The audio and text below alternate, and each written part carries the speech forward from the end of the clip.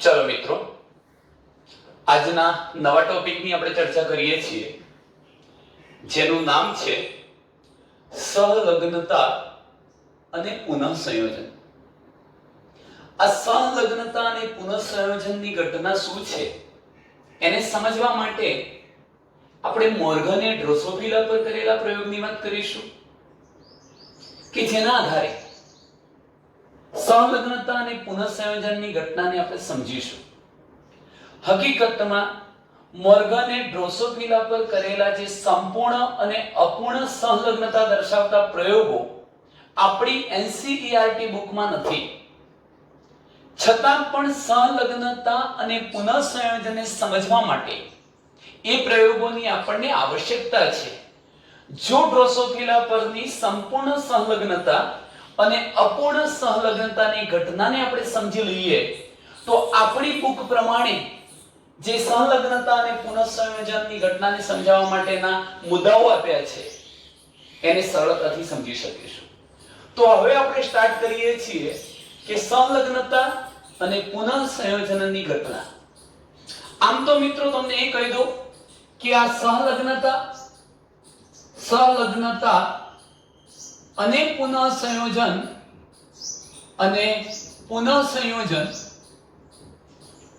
ની ઘટનાને સમજાવવા માટે સર્વપ્રથમ બેટ્સન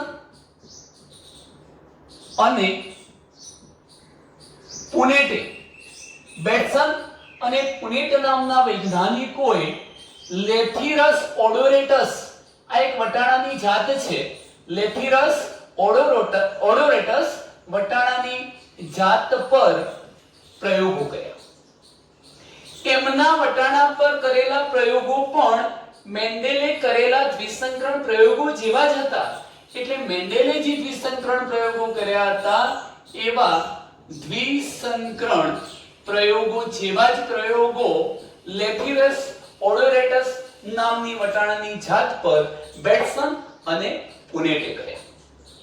પણ એમણે એમના પ્રયોગના આધારે શા માટે સહલગ્નતા અને પુનઃસંયોજનની ઘટના જોવા મળે છે એવું કેમ કહ્યું, તો એ પાછળનું એક ચોક્કસ કારણ હતું. આપણે જાણીએ છીએ કે મેન્ડેલે જે દ્વિસંકરણ પ્રયોગ કર્યા એમાં F2 પેઢીનું પરિણામ આપણને 9:3:3:1 મળતું હતું મિત્રો. એનો મતલબ એ થયો કે ત્યાં પિતૃઓ જેવી સંતતિઓ વધુ મળતી હતી, 9 ને 1 10, અને વચગાળાની માત્ર કેટલી મળતી હતી? 6 જ સંતતિઓ મળતી હતી. આ પાછળ મેન્ડેલ પોતે કયો તર્ક આપે છે? મુક્ત વિશ્લેષણ થાય છે, એના કારણે આ પ્રકારનું F2 પરિણામ પ્રાપ્ત થાય છે, એવો તર્ક કોણ આપશે? મેન્ડેલ. તો ટૂંકમાં મુક્ત વિશ્લેષણ થવાને કારણે 9:3:3:1 પરિણામ મળે છે એવું મંતવ્ય હતું મેન્ડેલ. પરંતુ જ્યારે બેટ્સન અને પુનેટ નામના વૈજ્ઞાનિકોએ લેથિરસ ઓડોરેટસ નામની વટાણાની જાત પર દ્વિસંકરણ પ્રયોગો કર્યા અને એમણે ચકાસણી કરી તો F2 પેઢીમાં એમને જે પરિણામ મળતું હતું મિત્રો, એ પરિણામ 11:1:1:3 હતું. કેટલું પરિણામ મળતું હતું? 11:1:1:3 પરિણામ મળતું હતું. એટલે અહીં પણ પિતૃઓ જેવી સંતતિ તો વધુ જ મળતી હતી, 11 ને 3 14, 15 અને 16, એટલે બે જ માત્ર વચગાળાની મળતી હતી. આના પરથી તમે વિચારી શકો છો કે ત્યાં વચગાળાનું સંયોજન ધરાવતી સંતતિઓ કુલ 6 હતી, પરંતુ આ પ્રયોગની અંદર વચગાળાની સંતતિનું પ્રમાણ આમની સાપેક્ષમાં ખૂબ ઓછું મળ્યું અને પિતૃઓ જેવી સંતતિનું પ્રમાણ પહેલા પ્રયોગની સાપેક્ષે આ પ્રયોગમાં કેવું મળ્યું? વધુ. એના આધારે તેઓ એવું કહ્યું કે મુક્ત વિશ્લેષણ થતું નથી. આ જે પરિણામ મળે છે એના માટે મુક્ત વિશ્લેષણ જવાબદાર નથી.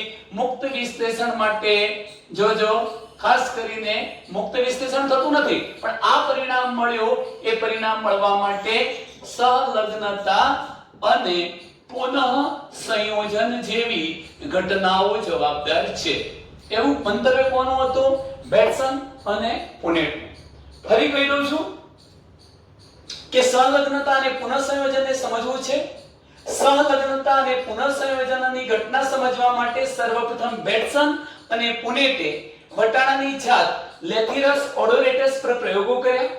એમણે કરેલા પ્રયોગો પણ મેન્ડેલે કરેલા દ્વિસંકરણ પ્રયોગો જેવા જ હતા, પરંતુ મેન્ડેલે જે પ્રયોગો કર્યા હતા એમાં F2 સંતતિનું પરિણામ 9:3:3:1 મળતું હતું.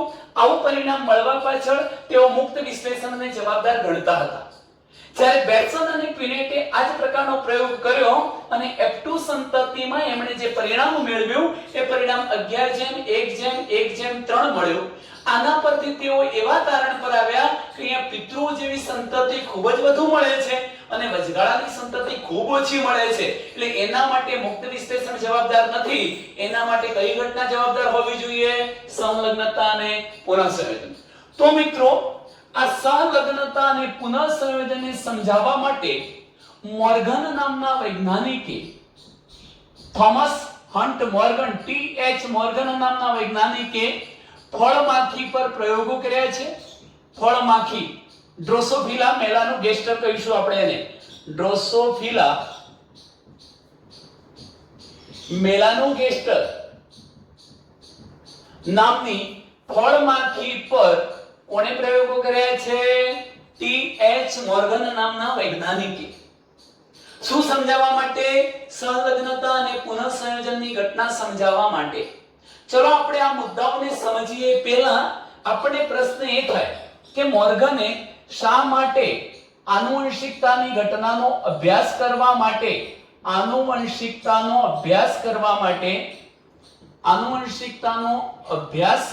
માટે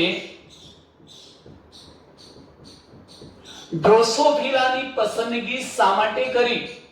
ડ્રોસોફિલાની પસંદગી શા માટે કરી?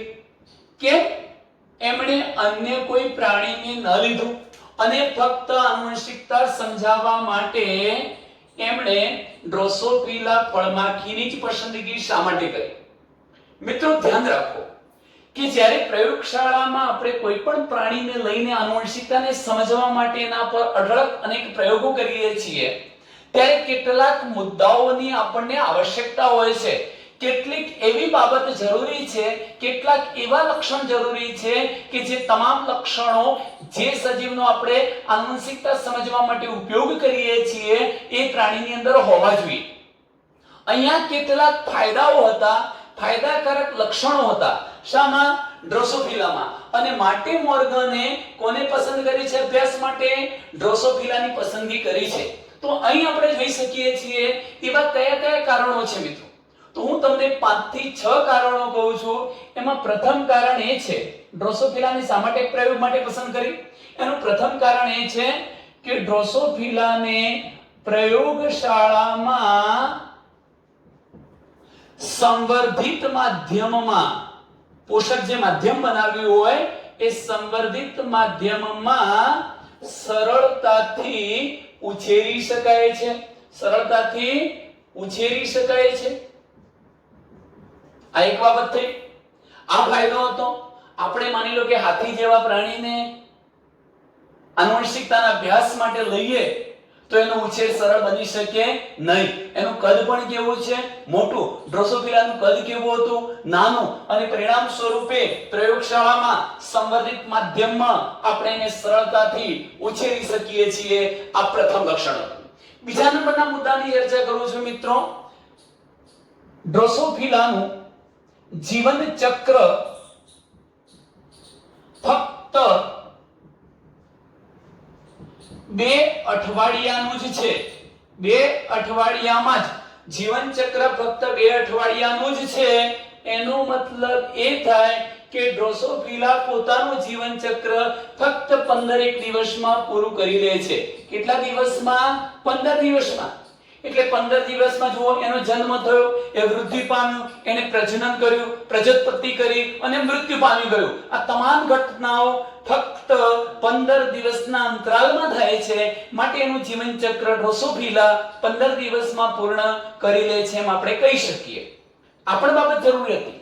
ધારો કે કોઈ એક સજીવનું જીવન ચક્ર 100 વર્ષનું હોય અને એના પર પ્રયોગ કરવાનો હોય તો એ સજીવ જ્યારે એક પેઢી સર્જે, એના પછી પાછા એના પુત્રો બીજી પેઢી સર્જે, ત્યાં સુધીમાં અભ્યાસ કરતા અથવા વૈજ્ઞાનિકનું મૃત્યુ પણ થઈ જાય અને ટૂંકા ગાળાની અંદર અનેક પેઢીનો અભ્યાસ શક્ય બની શકે નહીં. માટે એવા સજીવની જરૂરિયાત હતી કે જેનું જીવન ચક્ર ઓછા સમય માટેનું હોય. આ લક્ષણ પણ કોનામાં હતું? ડ્રોસોફિલામાં. ચલો હું મિત્રો એના પછીની ત્રીજી બાબતની વાત કરું છું કે ડ્રોસોફિલા જ્યારે એની સંતતિઓ સર્જે છે ત્યારે ડ્રોસોફિલાની સંતતિઓ, એના નવા સંતતિઓ એક જ મૈથુન વાળા હોય છે, એક જ મૈથુન અંગ વાળા હોય છે. એનો મતલબ એવો થયો કે એમાં સ્પષ્ટ લિંગ ભેદ જોવા મળે છે. એક જ મૈથુનાંગ, કાં તો એમાંથી નર હશે કાં તો માંથી કેવી હશે? માદા. પરંતુ તે દ્વિલિંગી કે ઉભયલિંગી હોતી નથી, એટલે સ્વફલન થઈ જવાની કોઈ શક્યતા રહેતી નથી. આ પણ એનો ફાયદો હતો. એટલે ડ્રોસોફિલામાં એક જ મૈથુન અંગનું હોવું એ પણ એક અગત્યનું લક્ષણ કહી શકાય.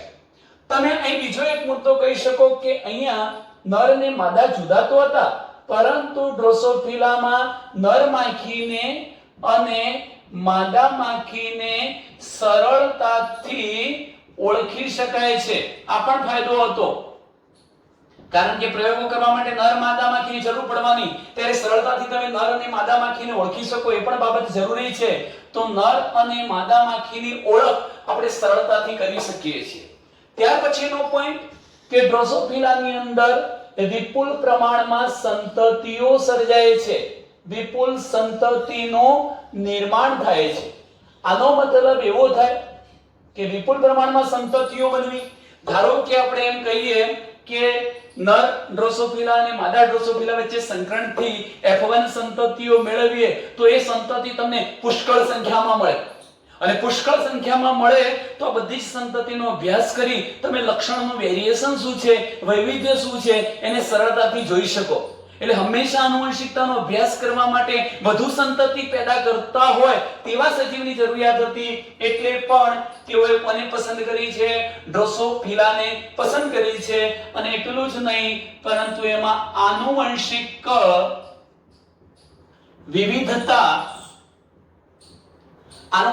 વિવિધતા અનેક પ્રકારની જોવા મળતી હતી, અનેક પ્રકારની આનુવંશિક વિવિધતા પણ જોવા મળતી હતી.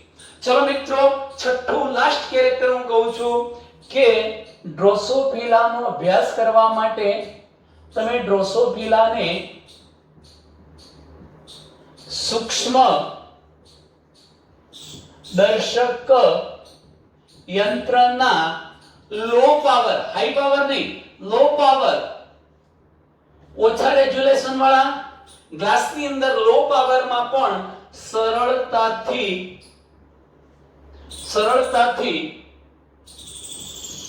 જોઈ શકો છો. અહીં તમે આટલા લક્ષણોની વાત કરી શકો કે પ્રયોગશાળામાં સંવર્ધિત માધ્યમમાં ડ્રોસોફિલાને સરળતાથી ઉછેરી શકાય છે. એનું જીવન ચક્ર ફક્ત 2 અઠવાડિયે કે 15 દિવસનું જ હોય છે. ડ્રોસોફિલાની સંતતિઓ એક જ મૈથુનાંગ ધરાવતી, એટલે કે લિંગભેદ ધરાવતી નર કાં તો માદા જ બને છે. નર અને માદાની ઓળખ સરળતાથી કરી શકાય છે. વિપુલ પ્રમાણમાં તે સંતતિઓનું નિર્માણ કરી શકે છે. આવી સંતતિમાં આનુવંશિક વિવિધતા અનેક પ્રકારની હોય છે. ડ્રોસોફિલાને સૂક્ષ્મદર્શક યંત્રના લો પાવરમાં પણ આપણે સરળતાથી જોઈ શકીએ છીએ. આ બધા કારણોને લઈને મોર્ગને આનુવંશિકતાનો અભ્યાસ કરવા માટે ડ્રોસોફિલાની પસંદગી કરી હતી. હવે જે મહત્વની બાબત હું તમને સમજાવવા જઈ રહ્યો છું, યાદ રાખીશું મિત્રો કે આપણે સહલગ્નતાની ઘટનાનો પણ અભ્યાસ કરવો છે અને આપણે પુનઃસંયોજન પણ સમજવું છે. હું અહીંયા મોર્ગન દ્વારા સૂચવવામાં આવેલા 2 પ્રયોગોની વાત કરું છું અને આ બંને પ્રયોગોમાં સહલગ્નતાની ઘટનાને સમજવા માટે એક તો સંપૂર્ણ સહલગ્નતા દર્શાવતો મોર્ગનનો પ્રયોગ અને બીજો છે અપૂર્ણ સંલગ્નતા દર્શાવતો મોર્ગનનો પ્રયોગ. આ 2 પ્રયોગની આપણે ચકાસણી અહીંયા કરીએ છીએ. તો મિત્રો અહીં ધ્યાન રાખશો હવે આપણે પ્રયોગની શરૂઆત કરીએ છીએ।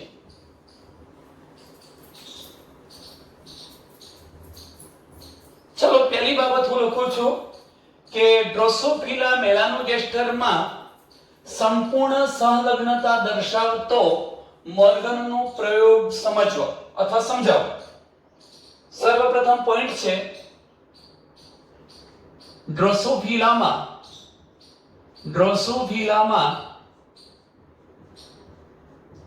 સંપૂર્ણ સંલગ્નતા, આ શબ્દો આખો ચાર્ટ પૂરો કરીશ, એના પછી તમને સમજાવું છું સંપૂર્ણ અને અપૂર્ણ સંલગ્નતા એટલે શું। તો ડ્રોસોફિલામાં સંપૂર્ણ સંલગ્નતા દર્શાવતો મોર્ગનનો પ્રયોગ।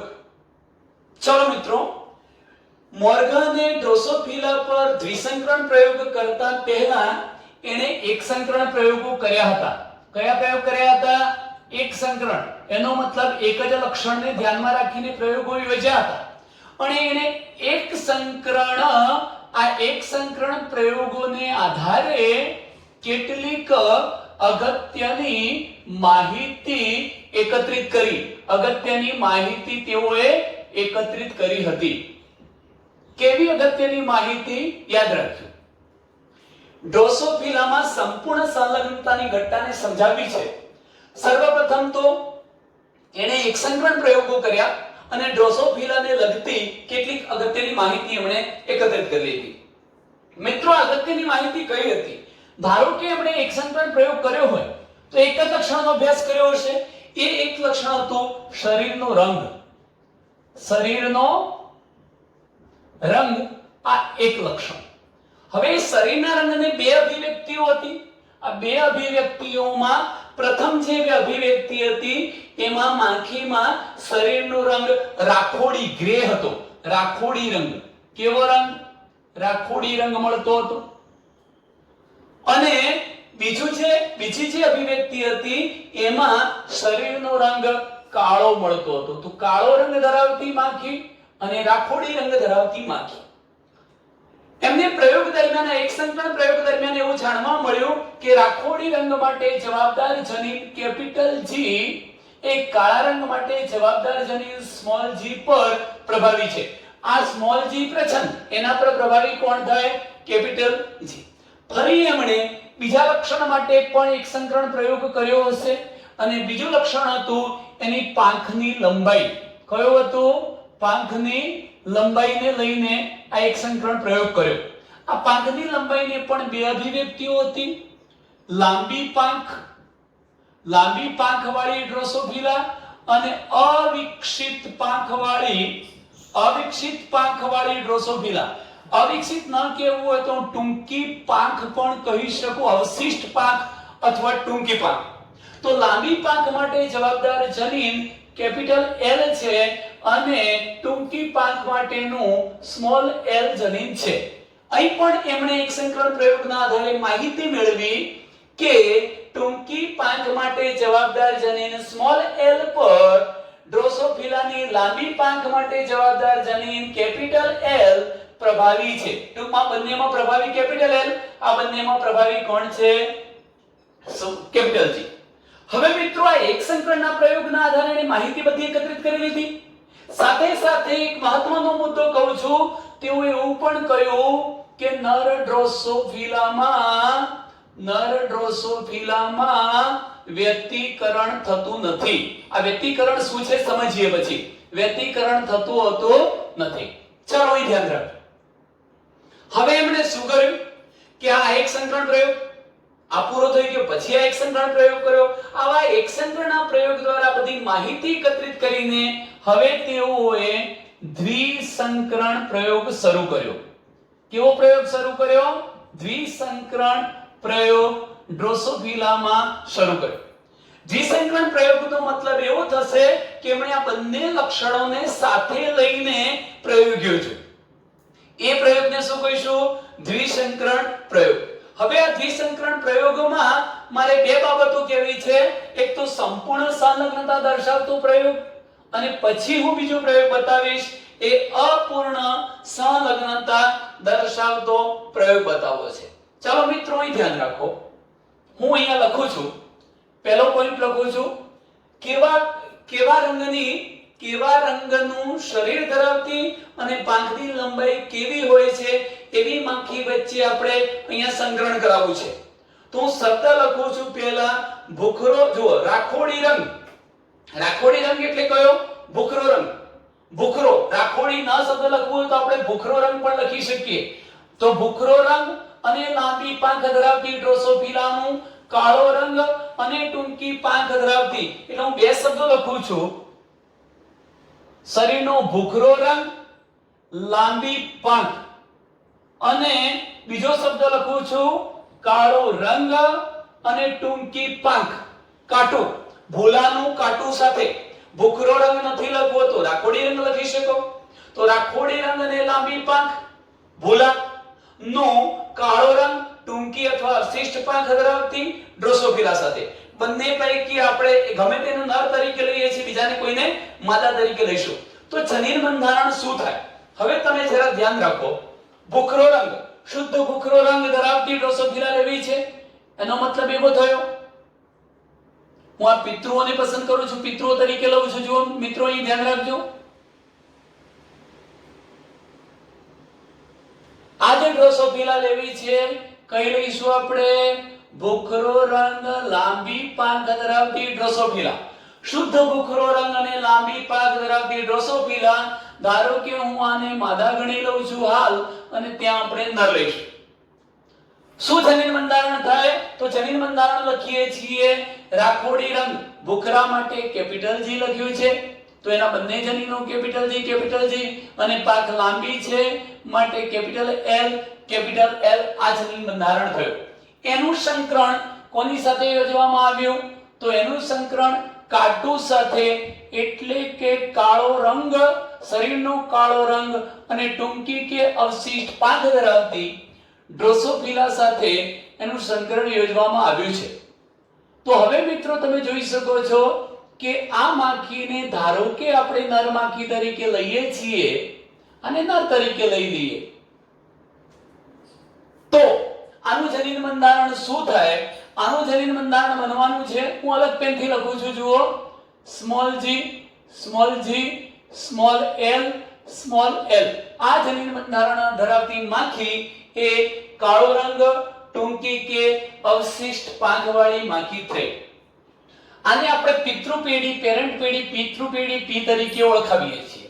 ચાલો હવે તમે જુઓ છો કે જ્યારે આ સજીવ શું કરશે? અર્ધીકરણની પ્રક્રિયા દ્વારા પ્રજનનકોષ ઉત્પન્ન કરશે. એવી રીતે આપણા અર્ધીકરણની પ્રક્રિયા દ્વારા પ્રજનનકોષ ઉત્પન્ન કરશે. ત્યારે આના પ્રજનનકોષની અંદર તમે જોઈ શકો છો કયા જનીનો જવાના? કેપિટલ G, કેપિટલ L જશે.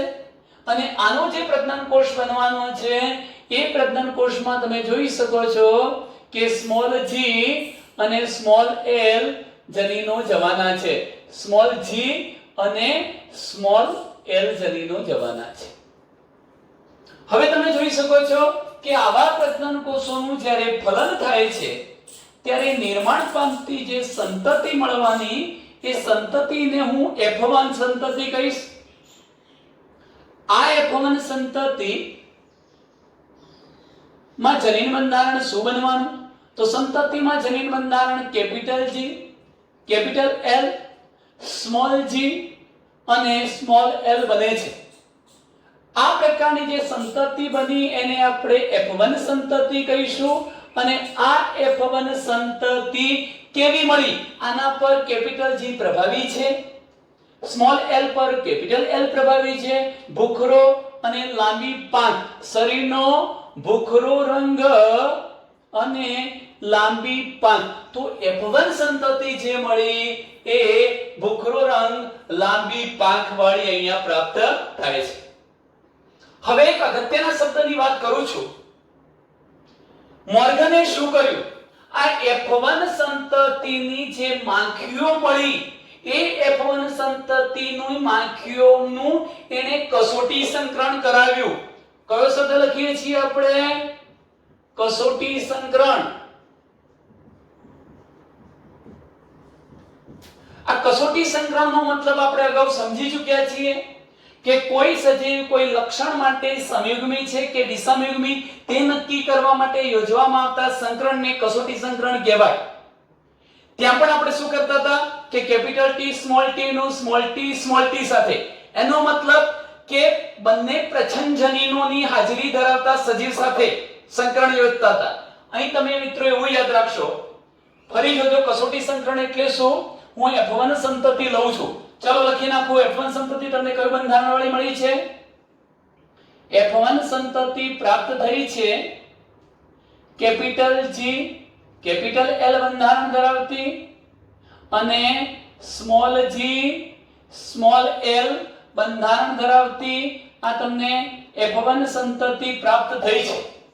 હું એ પણ યાદ રાખજો કે ડ્રોસોફિલામાં મારે સંપૂર્ણ સંલગ્નતા સમજાવવી છે અને એના માટે જ હું આ બાજુએ નરને લઉં છું.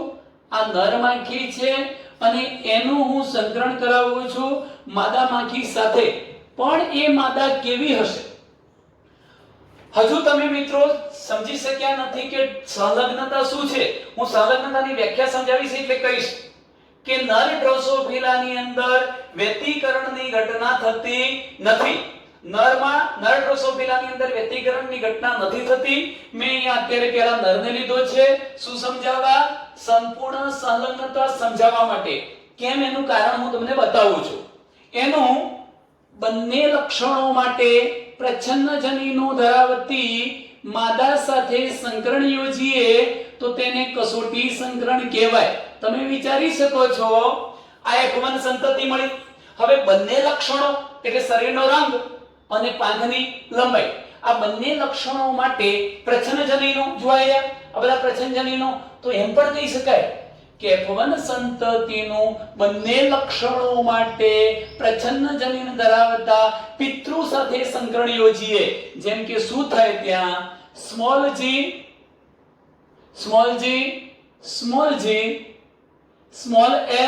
સ્મોલ l બંધારણ ધરાવતી માદા સાથે સંકરણ યોજવામાં આવ્યું. ત્યારે પરિસ્થિતિ શું થઈ કે અહીંયા F1 સંતતિનું નર માખી જે હતી એ વિષમયુગ્મી હોવાના કારણે બે પ્રકારના પ્રજનન કોષો ઉત્પન્ન કરે છે. કયા બે પ્રકારના પ્રજનન કોષો ઉત્પન્ન કરે છે? એક પ્રજનન કોષ કે જેમાં કેપિટલ G અને કેપિટલ L જનીન હશે અને બીજા પ્રકારનો જે પ્રજનન કોષ છે જેની અંદર એ સ્મોલ g અને સ્મોલ l જનીનો ધરાવે છે. એવા બે પ્રકારના પ્રજનન કોષો અહીંયા ઉત્પન્ન થાય છે. કેમ? કારણ કે નર વિષમયુગ્મી છે. અહીં ધ્યાન રાખજો મિત્રો, અહીંયા તમને ફક્ત એક જ પ્રકારનો પ્રજનન કોષ મળવાનો છે. કેમ? કારણ કે અહીંયા લીધેલી માદા એ કેવી છે? સમયુગ્મી છે અને સમયુગ્મી હોવાના કારણે એ એક જ પ્રકારના પ્રજનન કોષ તરીકે સ્મોલ કરે છે. હવે જોજો કે આ પ્રકારના પ્રજનન કોષનું સાથે ફલન અને આ પ્રજનન કોષનું આની સાથે ફલન થાય તો F2 જે સંતતિ મળવાની એ કેવી મળે? F2 પેઢીની જે સંતતિ આપણને પ્રાપ્ત થવાની છે એનું જનીન બંધારણ શું થાય જોઈ શકો છો.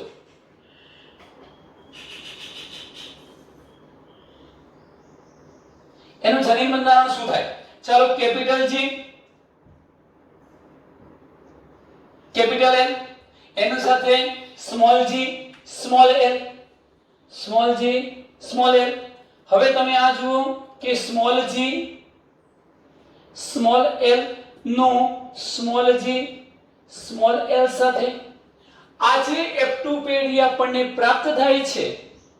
F2 પેઢી જે પ્રાપ્ત થઈ મિત્રો એમાં તમે જુઓ કે આના પર આ પ્રભાવી છે, સ્મોલ l પર કેપિટલ L પ્રભાવી છે એટલે ભૂખરો રંગ, લાંબી પાખ મળવાની, ભૂલા સંતતિ મળશે. અહીંયા કાળો રંગ, ટૂંકી પાંખ મળવાની એટલે અહીંયા કાટુ સંતતિ મળી. આમ તમે જોઈ શકો છો કે F2 પેઢીમાં જે કઈ સંતતિઓ બને છે એમાંની 50% જેટલી સંતતિ એક પિતૃ જેવી અને બાકીની 50% સંતતિઓ બીજા પિતૃ જેવી મળે છે. ભલે જનીન બંધારણ નથી મિત્રો, પરંતુ એક પિતૃ જેવી એટલે ફિનોટાઇપ, ભૂખરો રંગ, લાંબી પાંખ, ભૂખરો રંગ, લાંબી પાંખ, કાળો રંગ, ટૂંકી પાંખ, કાળો રંગ, ટૂંકી પાંખ.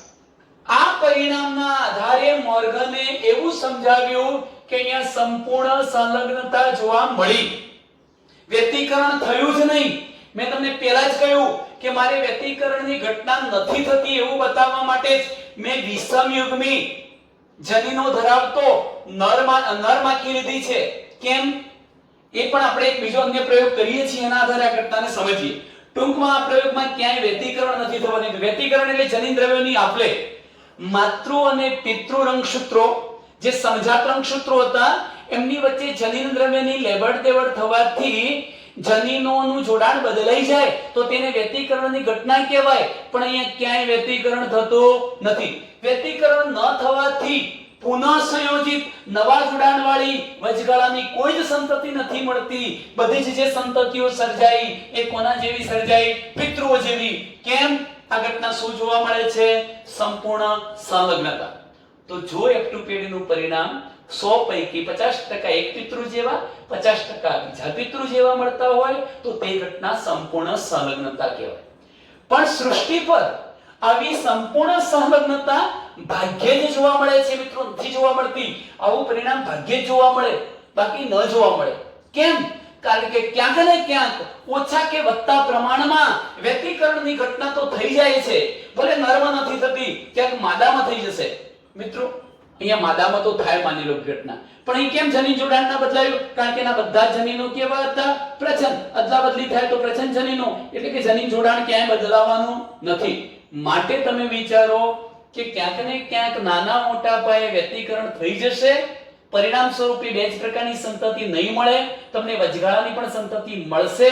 એટલે ખરેખર મેન્ડેલે જે મુક્ત વિશ્લેષણનો નિયમ આપ્યો હતો એ નિયમના કારણે આ ચાર પ્રકારની સંતતિ મળે છે એવું નથી હોતું, પણ સંલગ્નતા અને વ્યતિકરણને કારણે મળે છે એવું આપણે હવે સમજવાના છીએ. ચલો આ એક પ્રયોગ સમજ્યા, જેને શું નામ આપ્યું? સંપૂર્ણ સંલગ્નતા. એવો જ બીજો પ્રયોગ જોઈએ છીએ આપણે. મોર્ગને કરેલો ડ્રોસોફિલા પરનો અપૂર્ણ સંલગ્નતા દર્શાવતો પ્રયોગ, અથવા એમ પણ કહી શકાય કે સંપૂર્ણ સંલગ્નતા ભાગ્યે જ જોવા મળે છે એવું સમજાવો. સંપૂર્ણ સંલગ્નતા ભાગ્યે જ જોવા મળે એનો મતલબ કે નથી જોવા મળતી. તો શું જોવા મળે? અપૂર્ણ સંલગ્નતા એવું જોઈએ છે.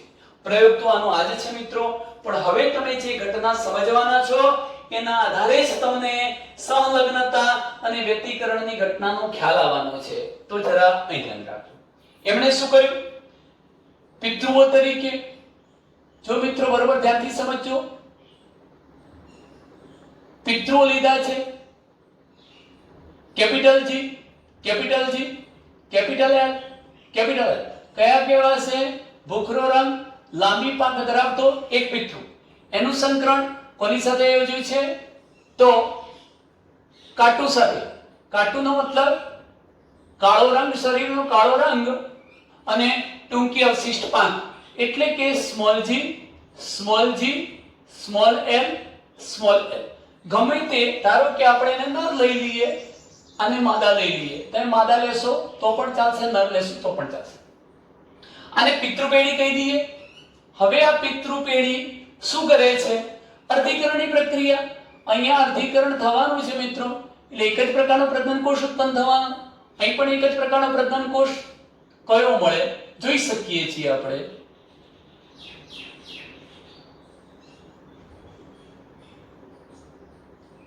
ચલો કેપિટલ G, કેપિટલ L વાળો પ્રજનનકોષ, અહીંયા સ્મોલ g, સ્મોલ l વાળો પ્રજનનકોષ મળવાનો. આ ગેમેટ્સ થયા, જન્યુઓ થયા. એમની વચ્ચે ફલનની શક્યતા જોઈએ છીએ. આ જન્યુનું અને આ જન્યુનું ફલન થાય છે ત્યારે નિર્માણ પામતી F1 પેઢી કેવી બને છે જોઈ શકીએ છીએ. અહીંયા F1 પેઢી કેવી બને છે? ફર્સ્ટ જનરેશન F1 સંતતિ મિત્રો કેવી મળવાની? Capital G, capital L, small g, small l વાળી. એનો મતલબ કે આ પણ તમને ભૂખરો રંગ, લાંબી પાંખ વાળી આના જેવી જ મળી. હવે કેમ પ્રયોગ બદલાઈ જાય છે, કેમ પરિણામ બદલાઈ જાય છે એ જોઈએ મિત્રો.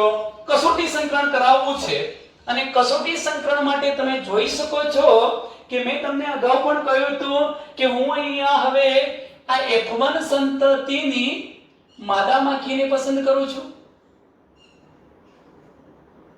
F1 સંતતિની માદા માખી જેનું બંધારણ શું છે મને કહો. Capital G, capital L, small g અને સ્મોલ l.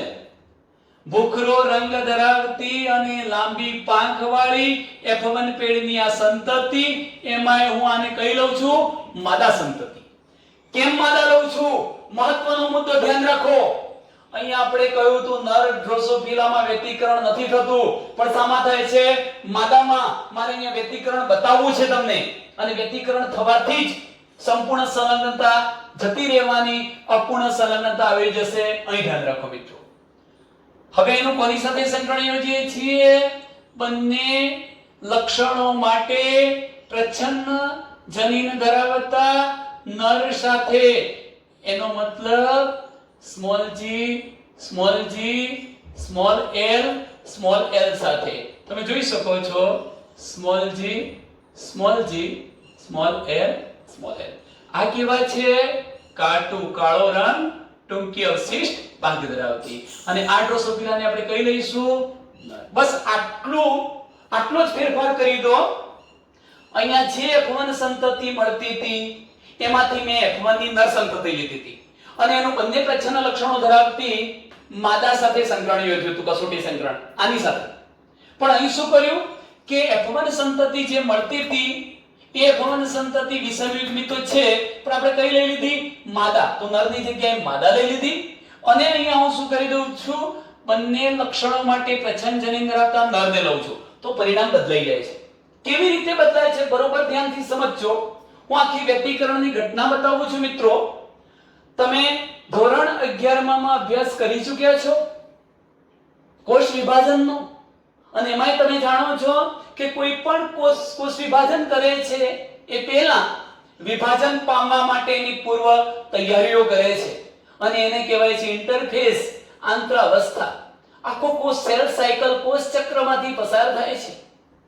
તો ત્યારે હું એક શબ્દ સાઈડમાં લખતો રહું છું મિત્રો કે આંતરાવસ્થા.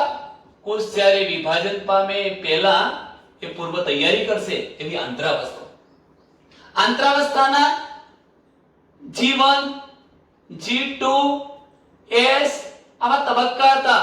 પહેલા વચ્ચે આવશે S તબક્કો અને પછી G2 તબક્કો. એમાં તમે મિત્રો સમજો કે આ જે S તબક્કો છે એમાં DNA નું સંશ્લેષણ થતું હતું, એટલે ટૂંકમાં રંગસૂત્રો બેવડાતા હતા. રંગસૂત્રો બેવડાય છે. અહીં પણ તમે જોઈ શકો છો કે હાલ મેં જે બે રંગસૂત્રો લીધા છે, સમજાત રંગસૂત્રો, એમાંના આ રંગસૂત્રને એક જ એકલ સૂત્ર છે, આને પણ એક છે. પણ હવે જ્યારે આવો કોષ, આ જે કોષ છે એ વિભાજન પામવાનો છે, ત્યારે આંતરાવસ્થાના S તબક્કામાંથી પસાર થશે, એટલે એના રંગસૂત્રો બેવડાવવાના. અને જો રંગસૂત્ર બેવડાય તો પરિસ્થિતિ કંઈક આવી થવાની છે. ચાલો, આ પ્રકારની પરિસ્થિતિ, બે એકલ સૂત્રો વાળી પરિસ્થિતિ મિત્રો તમે જોઈ શકો છો. આ સેન્ટ્રોમિયર થઈ ગયું, આ એક એકલ સૂત્ર, બીજું એકલ સૂત્ર, આ એક બેવડાઈ ગયો આખો ભાગ. એટલે જોજો કેપિટલ G થઈ ગયું, કેપિટલ L આટલો ભાગ બેવડાયો. જેને એક એકલ સૂત્ર હતું એને બે એકલ સૂત્રો થઈ ગયા. અહીં તમે જુઓ આ રંગસૂત્ર પણ બેવડાય છે, એટલે જેને એક એકલ સૂત્ર હતું એને પણ કેટલા એકલ સૂત્રો થઈ ચૂક્યા છે? બે એકલ સૂત્રો.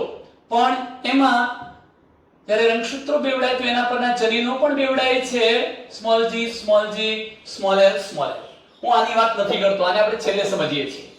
હવે શું ઘટના બનવાની છે મિત્રો? તમને ખબર છે કે અર્ધીકરણ એક અવસ્થા આવવાની, જ્યારે આ બધા જ સ્ટેજ પૂરા થઈ જવાના. અર્ધીકરણ એકની અવસ્થા આવવાની. ઝાયગોટિન, પેકેટિન, ડિપ્લોટિન, ડાયકાઇનેસિસ, આ બધી અવસ્થાઓ આવવાની. એ પૈકી આ રંગસૂત્રો એકબીજાની નજીક આવવાના, આ અને આ સમજાત રંગસૂત્રો નજીક આવવાના. અને નજીક આવશે પછી પેકેટિન અવસ્થામાં એમની વચ્ચે જનીન દ્રવ્યની લેવડ દેવડ થવાની, જનીન દ્રવ્યની આપલે થશે. અને આપલે થશે ઘટનાને આપણે શું નામ આપીશું? વ્યતિકરણ. શું થવાનું છે? વ્યતિકરણ. તો હવે વ્યતિકરણ કેવી રીતે થાય છે જોઈએ. ચલો સરળ ઘટના છે બિલકુલ. પહેલા તમારે શું કરવાનું? આ પ્રકારે એક એકલ સૂત્ર બતાવી દેવાનું. હું આ પણ બતાવી દઉં છું. આ એક એકલ સૂત્ર બતાવી દીધું. આ બંને એકલ સૂત્રો મેં છેડાના બતાવી દીધા. એમાં આપણે લખી નાખીએ કેપિટલ G કેપિટલ L. આનું શું હતું છેલ્લામાં? Small g small l. મિત્રો તમે જાણતા હશો કે જ્યારે વ્યતિકરણ થાય ને ત્યારે આવી ઘટના બનવાની છે કે આ એક રંગસૂત્ર બે એકલ સૂત્રો વાળું અને આ બીજું રંગસૂત્ર બે એકલ સૂત્રો વાળું, આ બંને વચ્ચે જનીન દ્રવ્યની લેવડ દેવડ થવાની છે. એટલે સ્વાભાવિક છે કે અંદરની જે રંગસૂત્રિકાઓ હતી એમની વચ્ચે વ્યતિકરણ થાય છે. અંદરની રંગસૂત્રિકાઓ વચ્ચે, બહારની વચ્ચે નહીં. એટલે બહાર તો મેં જેમ હતી એમ જ બતાવી દીધી, કેપિટલ G કેપિટલ L વાળી, સ્મોલ g સ્મોલ l. પણ આમની વચ્ચે વ્યતિકરણ થાય છે. એટલે હવે હું ઘટના બતાવું છું. જો આ વ્યતિકરણ પામતું હોય હું ટેડું કરીને આ રંગસૂત્ર વાંકું કરીને બતાવું છું મિત્રો. ટેડું એટલે વાંકું. આ પ્રકારનું મેં આવી ગોઠવણી બતાવી દીધી છે. ચાલો લખી દઈએ. એક બાજુ તો કેપિટલ G તો હતું અને એના બીજા છેડે કેપિટલ L હતું.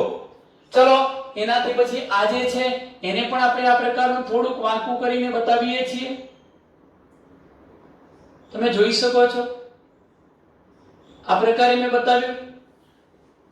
એનો મતલબ કે અહીંયા તો ક્યાંક આ સેન્ટ્રોમિયર છે, આ સેન્ટ્રોમિયર છે. હવે જુઓ એક પર શું ક્રમ હતો? સ્મોલ g અને એના બીજા છેડે શું હતું? Small a. મિત્રો આ પેકેટિન અવસ્થા છે. કઈ અવસ્થા? પેકેટિન અવસ્થામાં જનીન દ્રવ્યની લેવડ દેવડ થઈ ચૂકી હશે, અદલા બદલી અંદરની રંગસૂત્રિકાઓ વચ્ચે. એનો મતલબ કે પિતૃના રંગસૂત્ર દ્રવ્યનો કેટલોક ભાગ માતૃ રંગસૂત્રમાં જતો રહેવાનો, માતૃ રંગસૂત્રના જનીન દ્રવ્યનો કેટલોક ભાગ પિતૃમાં આવી જવાનો. હવે જ્યારે એના પછીની અવસ્થા આવવાની, પેકેટિન પછી ડાયકાઇનેસિસ ને એવી બધી અવસ્થાઓ આવવાની, એટલે રંગસૂત્રો એકબીજાથી દૂર જવાના. દૂર જશે એટલે વચ્ચેથી એ રંગસૂત્ર આ રીતે છૂટું પડી જવાનું. જો છૂટું પડે તો પરિસ્થિતિ આવી થશે મિત્રો. જોઈ શકો છો કે આ કેપિટલ G કેપિટલ L તો ખરું. પછી જોજો અહીંથી આ ભાગ વ્યતિકરણ જનીન દ્રવ્યની આપણે થઈ ચૂકી છે. એટલે આ રંગસૂત્ર પણ કેટલોક ભાગ આ રંગસૂત્ર સાથે જોડાઈ ગયો છે. એટલે હું ડાયરેક્ટ બતાવી દઉં છું. આ ઘટના આ રીતે બતાવી શકાય. કેવી રીતે?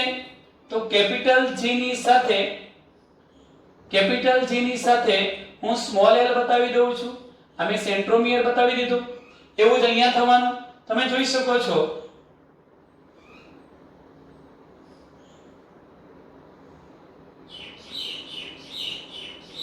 ચલો સ્મોલ g સ્મોલ l તો છે જ, પરંતુ અહીંયા સ્મોલ g ની સાથે આનું કયું આવી જવાનું? Capital L. આ વ્યતિકરણ થયું, જનીન દ્રવ્યની લેવડ દેવડ થઈ. ચાલો આ શું છે? સેન્ટ્રોમિયર. હવે મિત્રો આ કોષો જ્યારે પ્રજનન કોષો બનાવશે ત્યારે એના પ્રજનન કોષો કેટલા પ્રકારના બનવાના? 4 પ્રકારના. કયા 4 પ્રકારના પ્રજનન કોષો બને છે જોઈ શકો છો? કયા 4 પ્રકારના પ્રજનન કોષો બને છે જોઈ શકો છો? એક, બીજો, ત્રીજો પ્રજનન કોષ અને ચોથા પ્રકારનો પ્રજનન કોષ બને છે. કયા 4 પ્રકારના થયા જો? એક તો કેપિટલ G વાળો, કેપિટલ L વાળો, કેપિટલ G, સ્મોલ l વાળો, સ્મોલ g, કેપિટલ L વાળો અને સ્મોલ g, સ્મોલ l. એમ 4 પ્રકારના પ્રજનન કોષો એટલે અંડકોષ કોણ સર્જે છે? માદા માખી સર્જે છે. પરંતુ મિત્રો નરની અંદર વ્યતિકરણ જોજો થતું જ નથી અને કદાચ થઈ જાય તો એ ફેર નથી પડવાનું, કેમ કે બધા જ પ્રછંજનીનો છે. એટલે નર તો હંમેશા સમયુગ્મી હોવાના કારણે એક જ પ્રકારનો પ્રજનન કોષ ઉત્પન્ન કરશે. આ એક પ્રકારનો પ્રજનન કોષ કયો હશે? એનો આ એક જ પ્રકારનો પ્રજનન કોષ સ્મોલ g અને સ્મોલ l વાળો ઉત્પન્ન કરશે. હવે તમે ફલનની શક્યતાઓ વિચારો કે માદા પ્રાણી ભૂખરો રંગ લાંબી પાંખ ધરાવતી હતી, એને 4 પ્રકારના પ્રજનન કોષો ઉત્પન્ન કર્યા છે. કઈ ઘટનાના કારણે? અહીંયા હું લખું છું વ્યતિકરણ થવાના કારણે. વ્યતિકરણને કારણે એણે 4 પ્રકારના શું બનાવ્યા? પ્રજનન કોષો. આ 4 પ્રકારના પ્રજનન કોષો આ એક પ્રકારના પ્રજનન કોષ સાથે નર પ્રજનન કોષ સાથે ફલન કરશે. તો ફલનની શક્યતાઓમાં તમે જોઈ શકો છો આ પ્રથમ શક્યતા આનું આની સાથે, પ્રથમ શક્યતા. હું બીજી શક્યતા બતાવું છું, આનું આની સાથે, બીજી શક્યતા, ત્રીજી શક્યતા જુઓ આનું આની સાથે, અને ચોથી શક્યતા તમે જોઈ શકો છો આનું આની સાથે. તો ફલનની શક્યતાઓ આવી મળશે જે F2 સંતતિ મળવાની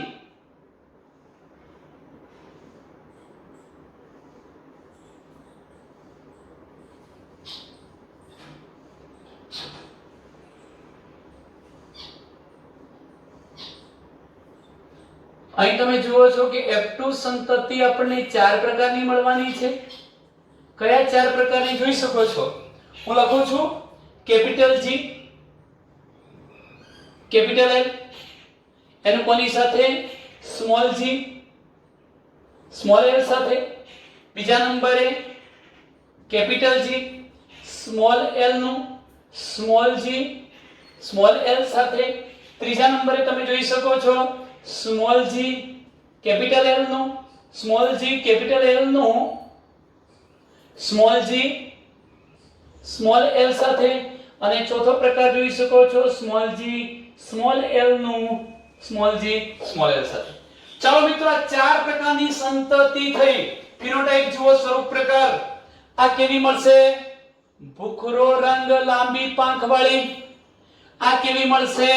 કાળો રંગ, ટૂંકી અવશિષ્ટ પાંખ વાળી. આ કેવી મળશે? તો રંગ તો ભૂખરો પણ ટૂંકી પાંખ, એટલે આ તમને મળવાની ભૂખરો રંગ, ટૂંકી પાંખ, ભૂટું ભૂટું મળવાનું. અને અહીંયા તમને કાળો રંગ મળવાનો પણ લાંબી પાંખ, કાલા મળવાની. તો ટૂંકમાં 4 પ્રકારની સંતતિઓ મળી. હા મિત્રો, પહેલી કઈ મળી? ભૂખરો રંગ, લાંબી પાંખ વાળી, ભૂખરો રંગ, ટૂંકી પાંખ વાળી, કાળો રંગ, લાંબી પાંખ વાળી, અને કાળો રંગ, ટૂંકી પાંખ વાળી. 4 પ્રકારની સંતતિઓ મળી. અહીંયા આપણે જો આમાં લાલ લખ્યું છે શબ્દો. ઓકે, હવે મિત્રો અહીં જરા ધ્યાન રાખીશું.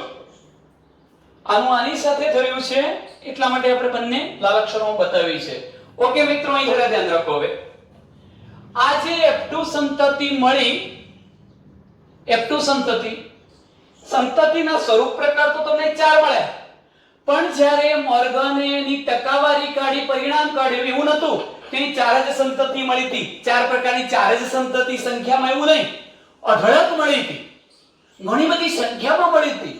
ધારો કે 100 સંતતિ મળી હતી એમ વિચારી લો, પણ 4 પ્રકારની હતી. ભલે 100, પણ કેટલા પ્રકારની? 4 જ પ્રકારની. તો એને ટકાવારી કાઢી ત્યારે શું ટકાવારી પ્રાપ્ત થઈ છે? 41.5% સંતતિ આ એક પિતૃ જેવી, ફરી 41.5% સંતતિ આ બીજા પિતૃ જેવી. હવે 41.5 એટલે 41.5 લગભગ 83% જેટલી સંતતિ કોના જેવી પ્રાપ્ત થઈ? પિતૃઓ જેવી. આપણે 100% માંથી 83% ને બાદ કરીએ તો માત્ર 17% સંતતિ અલગ પ્રકારની હતી. 17 માં પાછા 2 પ્રકારની મળતી હતી, આને આ 2 વચગાળાની, એટલે 17 ભાગ્યા આપણે 2 કરીએ મિત્રો 8.5. તો એમ કહી શકું 8.5% ભૂખરા રંગની ટૂંકી પાંખ વાળી અને 8.5% કાળા રંગ અને ટૂંકી પાંખ વાળી મળતી હતી. આ પરિણામ જે મળ્યું એ શું બતાવે છે કે કુલ સંતતિ ધારો કે 100 બને છે, એમાંથી 83 જેટલી સંતતિ પિતૃ જેવી બની અને માત્ર 17 સંતતિ પિતૃથી જુદા પ્રકારની, પિતૃથી અલગ પ્રકારની, એટલે કે વચગાળાના સંયોજન વાળી બની. બિન પિતૃત્વ જનીન બંધારણ વાળી મળી. મોર્ગને આ બાબતના આધારે શું કહ્યું કે જો સંપૂર્ણ સંલગ્નતા જોવા મળી હોત, વ્યતિકરણ ન થયું હોત, તો સંતતિ માત્ર 2 જ પ્રકારની એટલે કે 100% પિતૃ જેવી જ મળવી જોઈતી હતી, પણ નથી મળતી. આ વચગાળાની થોડીક સંતતિઓ મળી ગઈ. કેમ મળી ગઈ? વ્યતિકરણના કારણે. એટલે મિત્રો આગળ યાદ કરો કે મેન્ડેલે જ્યારે દ્વિસંકરણ પ્રયોગ કર્યો હતો અને F2 નું પરિણામ 9:3:3:1 મળતું હતું, ત્યારે તેઓ પોતે એમ માનતા હતા કે મુક્ત વિશ્લેષણના કારણે આ પરિણામ મળે છે. પણ હકીકતમાં વચગાળાના સંયોજનવાળી જે સંતતિઓ મળતી હતી એ આ ઘટનાના કારણે, વ્યતિકરણની ક્રિયાના કારણે મળતી હતી. તો હવે હું તમને આ બાબતના આધારે સહલગ્નતા શું છે અને વ્યતિકરણ શું છે સમજાવું છું. મારે બે શબ્દો સમજાવવા છે, સહલગ્નતા અને બીજો શબ્દ શું સમજાવવો છે, વ્યતિકરણ કોને કહેવાય. સહલગ્નતા અને વ્યતિકરણ. મિત્રો અહીં ધ્યાન રાખજો કે એક જ રંગસૂત્ર પર આવેલા વિવિધ લક્ષણ માટેના જે જનીનો છે, હું લખું છું,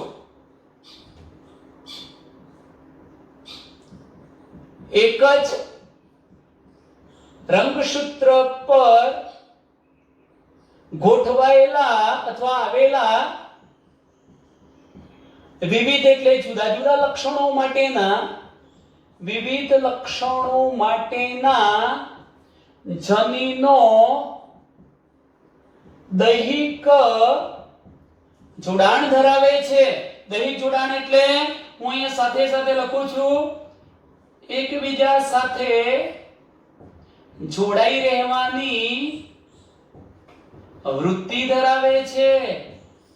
આ ઘટનાને સહલગ્નતા કહે છે. ચલો આને સમજીએ. વ્યાખ્યા શું લખી છે કે ધારો કે કોઈ આ એક રંગસૂત્ર છે, આ રંગસૂત્ર છે, એના પર જુદા જુદા લક્ષણો માટેના જનીનો, આપણે બે જ લક્ષણો લીધા હતા, તો ધારો કે આ એક લક્ષણ માટેનું જનીન, આ બીજા લક્ષણ માટેનું જનીન, એવા ઘણા બધા લક્ષણો પણ હોઈ શકે મિત્રો. તો ઘણા બધા જનીનો પણ હોય. એક રંગસૂત્ર પર ગોઠવાયેલા બધા જે જનીનો હતા એ પેઢી દર પેઢી સાથે ને સાથે જ રહેવાની વૃત્તિ ધરાવે છે. તેઓ છૂટા પડવા માંગતા નથી, છૂટાછેડા લેવા માંગતા નથી, એમને આજીવન સાથે રહેવું છે. આ બાબતને શું કહેવાય, સંલગ્નતા. તમે જોઈ જુઓ, હું તમને સમજાવું છું કે કેપિટલ G અને કેપિટલ L આ બંને એક જ રંગસૂત્ર પર આવેલા બે લક્ષણો માટેના જનીનો હતા. એ જોજો અનેક પેઢીઓ સુધી સાથે ને સાથે રહે છે. આ બે સાથે રહ્યા, એના એક બે સાથે રહ્યા, બે સાથે જ રહ્યા, સાથે રહ્યા, સાથે રહ્યા. ક્યાં મિત્રો છૂટા પડે છે? નથી પડતા. એવી રીતે small g small l, small g small l, small g small l, small g small l, small g small l સાથે ને સાથે વારસામાં ઉતરી આવે છે, છૂટા પડતા નથી. તો આ ઘટનાને શું કહેવાય, સહલગ્નતા. સહલગ્નતાનો મતલબ એમ થાય કે એક રંગસૂત્ર પર ગમે એટલા લક્ષણ માટેના જનીનો આવેલા હોય પણ તેઓ છૂટા ના પડે, સાથે ને સાથે જ રહીને વારસામાં ઉતરી આવે. આ ઘટનાને શું કહેવાય, સહલગ્નતા. હવે જો મિત્રો એ છૂટા જ ન પડતા હોત, સાથે ને સાથે ઉતરી આવતા હોત, તો પરિણામ તમને 100% કોના જેવું મળતું, પિતૃ જેવું. સંપૂર્ણ સહલગ્નતા કહેવાતી. પણ તમે જુઓ અહીંયા શું થયું, કેપિટલ G કેપિટલ L હતા, કેપિટલ G કેપિટલ L હતા, સંતતિ સર્જાઈ આવું બંધારણ ધરાવતી. એટલે હવે શું થવું જોઈતું હતું કે કેપિટલ G કેપિટલ L હર હંમેશ માટે સાથે રહેવા જોઈતા હતા. રહ્યા પણ છે. જુઓ કેપિટલ G કેપિટલ L છે સાથે ને સાથે, પણ અહીં જુઓ કેપિટલ G કેપિટલ L સાથે રહેવા જોઈતા હતા. એવી રીતે સ્મોલ g અને સ્મોલ l સાથે રહેવા જોઈતા હતા પણ રહી શકતા નથી. જુઓ કેપિટલ G ની સાથે કોણ આવી ગયું, સ્મોલ l. સ્મોલ g ની સાથે કોણ આવી ગયું, કેપિટલ L. એનો મતલબ કે કેપિટલ G ની કેપિટલ L સાથેની સહલગ્નતા તૂટી ગઈ. એવી રીતે સ્મોલ g ની સ્મોલ l સાથેની સહલગ્નતા તૂટી ગઈ, સહલગ્નતા દૂર થઈ ગઈ. આ સહલગ્નતા કેમ તૂટી ગઈ, ઘટનાના કારણે તૂટી, વ્યતિકરણના કારણે. એના લીધે આ નવા જોડાણો વાળા પ્રજનન કોષ બન્યા. એના ફલનથી નવા જોડાણ વાળી સંતતિ મળી જે પિતૃઓ કરતા જુદી પડતી હતી. માટે બિન પિતૃત્વ જનીન બંધારણ ધરાવતી સંતતિ લખી, વચગાળાની સંતતિ લખી, પિતૃઓથી અલગ પ્રકારની સંતતિ લખી. તો પિતૃઓથી અલગ પ્રકારની જે સંતતિ જોવા મળે છે, કઈ ઘટનાના કારણે જોવા મળે છે, વ્યતિકરણની ક્રિયાના કારણે. તો વ્યતિકરણનો મતલબ શું થાય, હું મિત્રો વ્યતિકરણની વ્યાખ્યા તમને કહી દઉં છું કે વ્યતિકરણ એટલે શું, પુનઃસંયોજન. વ્યતિકરણ એટલે પુનઃસંયોજન. તો પુનઃસંયોજન એટલે શું, પુનઃસંયોજનની વ્યાખ્યા એવી આપી શકાય કે એક જ રંગસૂત્ર પરના જનીનો ની સહલગ્નતા તૂટે. જો હું એમ કહું છું કે એક રંગસૂત્ર હતું, એક જ રંગસૂત્ર, એના પર કેપિટલ G અને કેપિટલ L સાથે રહેવાની વૃત્તિ ધરાવતા હતા, સાથે ને સાથે ઉતરી આવવા જોઈએ. પણ એમની આ સંલગ્નતા તૂટી જાય અને આ કેપિટલ G ની સાથે સ્મોલ l આવી જાય તો આની સંલગ્નતા કેવી થઈ ગઈ? તૂટી ગઈ. આ ઘટનાને શું કહેવાય?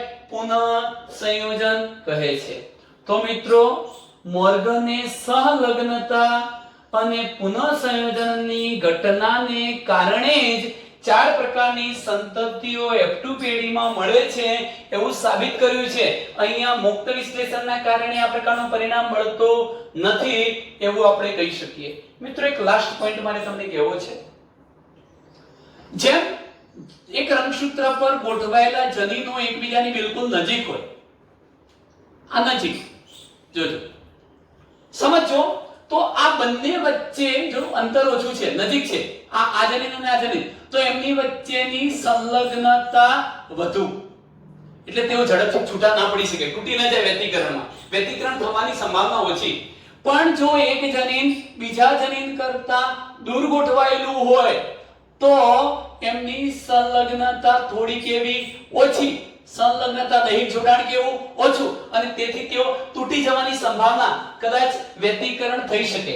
આમ જેમ રંગસૂત્રો વધુ લાંબા, વ્યતિકરણની સંભાવનાઓ વધુ, સસ્તી ચોકડીઓ વધુ બનવાની, પણ જો ટૂંકા તો વ્યતિકરણ કેવું બને? ઓછું. આ યાદ રાખજો મિત્રો. NCA હવે પછીના નેક્સ્ટ વિડિયોમાં હું આપણી બુક પ્રમાણે ચલાવવાનો છું સંલગ્નતા અને પુનઃસંયોજન.